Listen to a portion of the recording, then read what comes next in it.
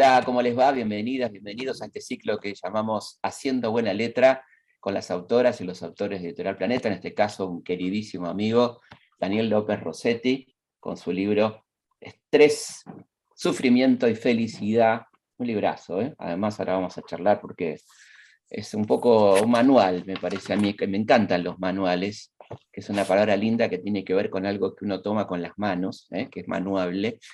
¿Y cómo estás, Dani, ante todo?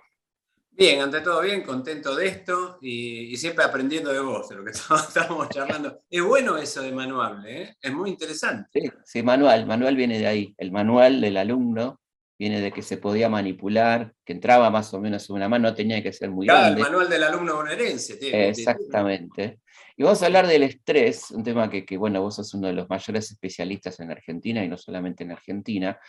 Y lo primero que a uno le llama la atención es que hay un estrés normal, que quizás sea ancestral probablemente, ¿no? Y un estrés patológico. ¿Cuáles serían las diferencias en ese concepto de estrés? Exactamente como decís, Felipe, el estrés es una función normal del organismo. La gente tiene mala prensa al estrés, pero el estrés es esencial, es como el azúcar en sangre. Si uno pregunta, ¿el azúcar en sangre es normal? La respuesta es sí, pero por encima de un límite dado se llama diabetes. El estrés pasa lo mismo. Hasta un punto determinado es normal tener el estrés, y si uno tuviese un paciente, un consultante con muy bajo nivel de estrés, habría que estresarlo para que viva feliz. Es decir, tenés que tener, es como yo digo que es como la tensión justa de una cuerda de guitarra. Por Claro. debajo de lo normal no suena bien, no está afinada, pero por encima tampoco. Cuando está por encima, ¿cómo me doy cuenta que ese estrés normal se convierte en anormal? Es el momento en que, y lo pongo ahí en la tapa del libro, en el cual uno sufre. Es decir, uno la empieza a pasar mal. Claro. Quiere decir que no es simplemente una sobrecarga. Uno puede tener una gran sobrecarga laboral de distintos órdenes, etcétera, etcétera. Incluso estar cansado por eso, Felipe, pero eso no significa que sea estrés. Ahora, si la carga no es muy importante, o es poca, o lo que fuera, pero uno la lleva mal, es decir, sufre emocionalmente, eso es estrés, y ahí se producen todos los cambios mentales, psicológicos, emocionales y físicos, y también bioquímicos. ¿Por qué? Porque la persona la está pasando mal. Por eso pongo ahí estrés en rojo, sufrimiento en rojo, porque estrés y sufrimiento a estos efectos es lo mismo, y felicidad en azul, que es lo contrario al sufrimiento. Muchas veces hemos hablado de algo que es una frase común, que es hacerse mala sangre. Y la mala sangre efectivamente existe.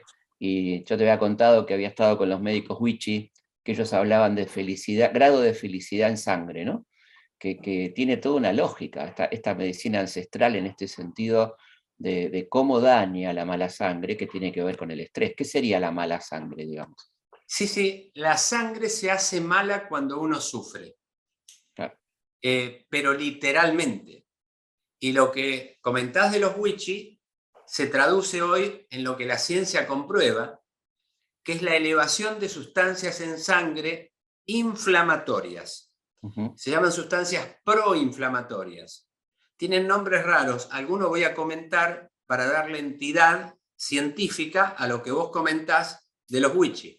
Claro. Aumentan las interleuquinas inflamatorias, el factor de necrosis tumoral alfa, la proteína C reactiva ultrasensible, son sustancias inflamatorias. Interleuquinas, lo que hemos vivido con la pandemia, los estados inflamatorios pulmonares, son muy agudos y son producidos por esas interleuquinas.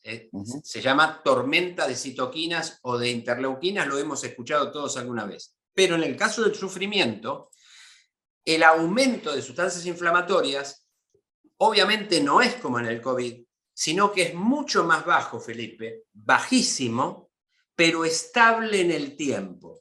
Claro. De hecho, el estrés es un estado inflamatorio orgánico mínimo. Es una inflamación crónica de baja cuantía, pero que daña el organismo, subiendo estas sustancias proinflamatorias, condicionando malestar general, emocional, angina de pecho, infarto agudo de miocardio, arritmias cardíacas, accidente cerebrovascular, acidez de estómago, etcétera, etcétera, etcétera. Tremendo, ¿no? Estaba ¿Sí? pensando en la frase de Shakespeare que se parece bastante a la de Séneca que vos ponés en el libro, que es: la ira es un veneno que uno toma creyendo que se va a morir el otro, ¿no? Es Ahí, muy buena frase. esa de Sí, Shakespeare. sí, sí. Por eso, bueno, de hecho, Séneca mismo dice en un Claro. momento, en prolongación a eso, que también es cierto, uno lo toma a uno mismo y se hace más daño a uno que a otro, y dice, la ira, algo que hace más daño, una emoción que hace más daño al recipiente que la contiene que Ujú. sobre aquello donde se vierte. Claro, que habla como un ácido, ¿no? Como que es un El ácido. ácido, un Claro, ácido que claro. daña más al recipiente que lo contiene que aquello donde el ácido o la sustancia se vierte. Esa frase Ujú. de Séneca es interesante porque Séneca tiene un escrito muy importante que es justamente sobre la ira, que se lo Ujú. dirige a su hermano novato, diciéndole que es la ira, describiendo la ira en forma realmente meticulosa. De hecho, Ujú. yo he sacado algunos extractos de Séneca en algunos slides que utilizo en la facultad, de PowerPoint, porque es una descripción del ataque de ira riquísimo, riquísimo. Ujú. O sea que hay que evitar esos ataques de ira, ¿no? Porque en realidad creemos que nos estamos descargando y en realidad nos estamos recontracargando, ¿no? Es carísima la ira. Es un Ujú. ácido que hace más daño. Lo que uno tiene que tener presente, porque a las personas todas nos preocupan no tener un ataque de ira, o si llegamos al ataque de ira, Felipe, ¿cómo salir? En realidad, es que la ira es parte de un constructo, de una construcción psicológica, como un continuo, que va desde algo muy chiquitito, que es el disgusto, la contrariedad, el enojo, y va aumentando hasta que uno tiene un ataque de ira. Como si uno hiciese una columna así horizontal que va desde un color blanco, amarillo suave, amarillo más profundo, naranja, naranja más oscuro, rojo, ataque de ira. Ujú. ¿Por qué hago esta distinción, Felipe? Porque lo que uno tiene que tratar en principio es de disminuir sus niveles de enojo. El primer tratamiento de la ira es evitar que el enojo escale a la reacción de Claro. ira. Sería el paralelo a la relación entre un cuadro de ansiedad, porque muchas personas padecen de ansiedad, y un Claro. ataque de pánico. El cuadro de ansiedad, que todos los que nos están viendo seguramente han sufrido, Ujú. nerviosismo, ansiedad, estrés, pero cuando eso se exacerba se llama ataque de pánico. Acá sería lo mismo. Claro. Enojo, disgusto, frustración, malestar, contrariedad, va creciendo y en un momento hace un ataque de ira. Ahora, el Ujú. ataque de ira no es tan frecuente, pero el vivir enojado sí es más Sí, frecuente. Y uno claro. tiene que empezar a trabajar lo cotidiano con filosofía, y de hecho en el libro transversalmente cruza la filosofía en Sí. todos los capítulos, siendo los últimos 2 capítulos prácticamente de recomendaciones filosóficas en general y estoicas en particular, justamente, entre otras cosas, para manejar el enojo y vivir mejor, porque le sale más Ujú. caro a uno que al otro. Claro, vos ahí hablás de algo muy interesante que es el sufrimiento emocional, ¿no? Lo que vos calificás como sufrimiento emocional, que es interesante, ¿no? Ver eso de qué significa el sufrimiento emocional. Un poco lo que estamos hablando, me parece, ¿no? Sí, y ahí tomo una frase que de hecho en la segunda o tercera hoja la pongo solamente esa frase de Siddhartha Gautama, cuando en esa higuera mitológica y en ese momento de la iluminación descubre el justo equilibrio. Y hay una frase muy rica, porque lo que estaba buscando era la solución del sufrimiento humano. Ujú. Y hay una frase que es muy interesante porque es una frase que te empuja operativamente a hacer algo para vivir mejor y evitar el sufrimiento. Es una frase que invita a la acción. Ujú. Y es una frase que creo que hay que tener presente y recomiendo enfáticamente, Felipe. Fíjate, dice Siddhartha Gautama, el Buda, el dolor es inevitable, el sufrimiento es optativo. Es genial, porque el Interesante. dolor es inevitable. Ujú. Pérdidas, problemas matrimoniales, problemas económicos, laborales, pérdidas, alejamiento de familiares, problemas existenciales. El dolor es inevitable y eso, en lo que estamos hablando, es equivalente al estrés agudo. Claro. El sufrimiento, dice Buda, es optativo. ¿Qué implicaría eso? Por un lado, desde la medicina, que el sufrimiento es el estrés crónico, es ese dolor sostenido en el tiempo, la gota que horada la piedra. Pero él dice, el dolor es inevitable, el sufrimiento es optativo, implica que vos tenés algo que podés hacer para regir tu destino con cierto albedrío y evitar el sufrimiento. Creo que esa frase de Buda, Felipe, nos invita a eso, a que él dice, no vas a poder evitar el dolor porque existe, pero no lo conviertas en sufrimiento. Y ahí es donde vos tenés que empezar a hacer algunas cosas.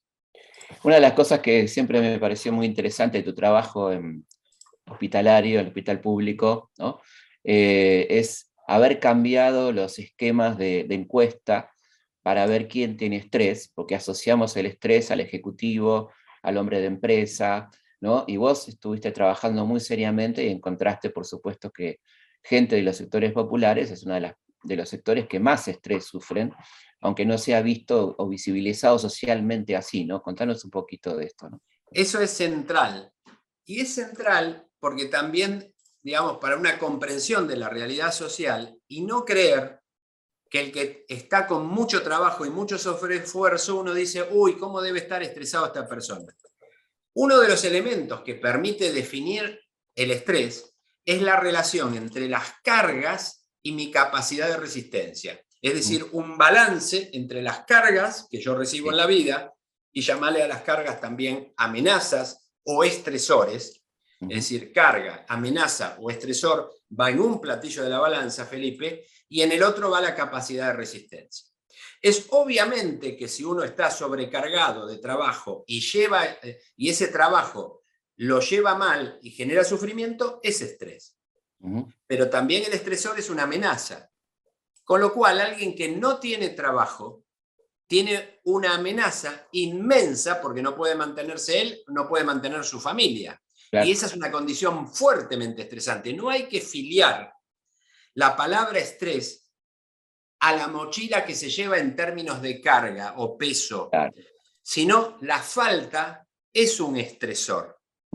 Entonces, eso a nosotros nos ha servido mucho, sobre todo en un hospital público. De hecho, desarrollamos el servicio de medicina del estrés con una condición de tratamiento de pacientes en economía de escala, es decir, viendo muchos pacientes, dando talleres de manejo del estrés, y también lo hemos visto con mucha potencia en toda la población, ni que hablar en las personas con más riesgo social. Claro. Es decir, en la prevención, y hemos hecho un programa, cuando, ¿te acordás el peor de los momentos del aislamiento social domiciliario por COVID? Se tenía que aislar la persona, la recibíamos en el hospital, no era de internación, pero tenía que volver a su domicilio. Claro. Ahí teníamos dos desafíos. Uno, porque la persona tenía miedo, todos lo teníamos, era darle soporte a esa persona que estaba en la casa. Y dos, prevenir el estrés psicosocial. Y desarrollamos un programa online, telefónico y por WhatsApp para hacer prevención de estrés psicosocial en aislamiento social domiciliario en pacientes COVID positivo. Y eso nos dio el lugar de acceder a pacientes que estaban en domicilio, muchos de ellos en condiciones de desventaja social. Claro. Yendo a la última parte del libro, que es muy interesante, ahí hay como cómo salimos de esto, ¿no? Con cuánto tiene que ver el ejercicio físico, la importancia del entrenamiento y darle valor a la actividad física, y también a la meditación, ¿no? Que son dos herramientas que tenemos a mano y que a veces no usamos, ¿no? Sí, ahí hay herramientas, algunas de la filosofía en general, otra de las estoicas en particular, y es bueno entender al estoicismo como realmente corresponde en realidad. En la ágora en Atenas, en la plaza de Atenas, donde se reunían los filósofos, no estaba solamente, porque a lo mejor queda la noción que la filosofía de por entonces era una abstracción intelectiva, donde lo que importaba era la cosmología. No, Lo que importaba, sobre todo de Sócrates en adelante, lo que importaba era el hombre. Pero vos fijate que uno imagina, si pudiésemos, como cuando hicimos historia clínica, Felipe, viajar en el tiempo y el espacio y estuviésemos ahí, ¿te acordás? Y estuviésemos en el Ágora, en Atenas, en la plaza pública en Atenas, la gente iba a escuchar a los filósofos, no por una función netamente intelectual o una requisitoria de conocimiento, sino que iban a buscar paz y serenidad para su subsistir, para el alma, beneficios filosóficos para la vida cotidiana, en un momento donde la muerte de un hijo era corriente por enfermedades cualquiera transmisibles y necesitabas imperiosamente herramientas, que después fueron muy potentes las herramientas del estoicismo, digamos, a partir de Zenón de Sitio, y de hecho la filosofía brinda muchas de esas herramientas que son cuestiones simples para llevar adelante la vida. Por eso rescato mucho la filosofía de lo cotidiano y la frase, porque la filosofía es sabiduría de vida, la frase de Oliver Preston que dice, para salir de la abstracción intelectual, y dice algo que me parece muy simple o muy rico para llevar a tierra la filosofía en el uso de lo cotidiano, que lo hacemos en el hospital, en los talleres de manejo del estrés, de gerenciamiento del estrés. La frase de Oliver Preston es interesantísima, porque dice, la filosofía es sentido común en traje de etiqueta. Es muy buena frase. Buenísima. Porque la hace cotidiana. Sí, aparte le acorta la distancia de uno con la filosofía, ¿no? Sí, y la hace terrenal y la hace cotidiana. Tal cual. El carpe diem, el aprovecha el día, el goza el día, son cosas que uno debe aprender a hacer. Hay 3 aspectos para el manejo del sufrimiento en términos de estrés. Un aspecto médico, Felipe, un aspecto de psicología, y la frontera final, sin duda, es la filosofía de vida con la cual uno aborda su cotidiano.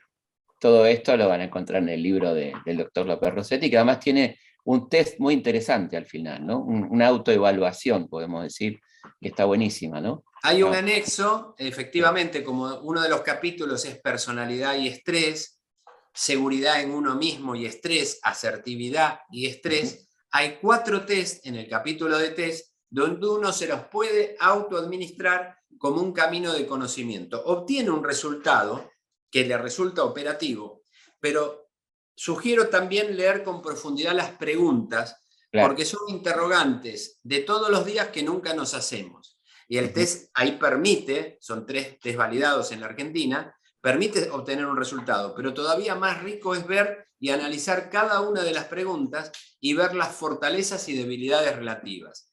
Ahí trato la llamada personalidad tipo A, o lo diríamos petardos de mecha corta, las personas que se estresan con facilidad. Que se calientan rapidito. Que se calientan, sí, el tano calentón, digamos. Uno puede ir viendo cosas ahí. La personalidad D, que tiene que ver con el aislamiento y el miedo social. El índice de calidad de vida. Calidad de vida no es nivel de vida. Nivel de vida si tenés mucho dinero. Calidad de vida si disfrutás lo que tenés. Eso hoy se mide. Bueno, y finalmente la meditación, ¿no? Como un elemento muy importante, ¿no? En los talleres del hospital, está totalmente gratis, es un hospital público, los talleres duran 90 minutos, son semanales, y los últimos 15 minutos siempre son de meditación. La meditación que en Oriente se llama de vivencia cabal, de atención cabal, o vipassana en el lenguaje de Buda, y que en Occidente se la conoce como mindfulness, de la cual del año 74 para acá hay más de 20.000 artículos científicos con pruebas científicas de su efectividad físicamente en el momento en que uno lo hace, pero también, por sobre todo, como en ese modelo de meditación permite que nuestra mente aprenda a vivir el momento presente y vivir el momento presente. Con lo cual, el que empieza a meditar, y con que lo hagan 5 minutos, 2, 3 veces por día alcanza, uno empieza a vivir el momento presente con más riqueza e intensidad. Empezás a comer más despacio, empezás a disfrutar más un café con un amigo, empezás a disfrutar lo que a lo mejor no disfrutabas porque vivías el futuro anticipatoriamente, es decir, con un exceso de futuro en la mente, lo que genera estrés, o un exceso de pasado, lo que genera melancolía y depresión. Que es uno de los grandes principios del budismo, ¿no? Vivir en el presente. Sí, vivir en el presente. Los 4 elementos que hacemos en el momento de meditación mindfulness junto con otros es prestar atención con intención, volitivamente, intencionalmente, prestar atención con intención al momento presente, y escaneo al momento presente, Claro. y sin juzgar. Sin Claro. juzgar es interesantísimo. Sin juzgar es no engancharse con los pensamientos que de modo intrusivo ingresan en la mente al momento de la meditación, como por ejemplo que uno está intentando meditar e inexorablemente nos pasa a todos, viene un pensamiento, un recuerdo, una emoción.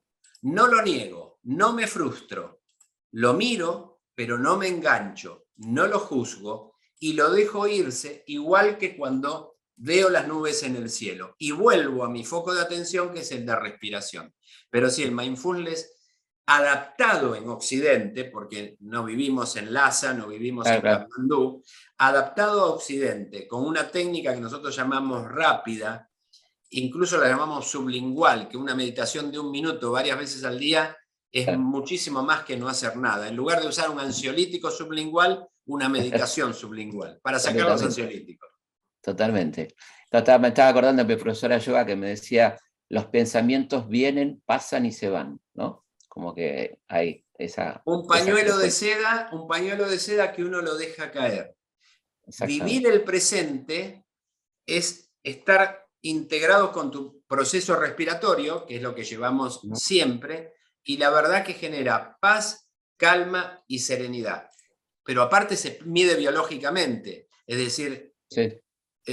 A veces por el sesgo de médico te quiero decir, pero mejora la función cardíaca evidenciable en unas pantallas, que lo hacemos en tiempo real, que se llama variabilidad cardíaca, y es concreto cómo uno mejora, cómo uno se siente mejor.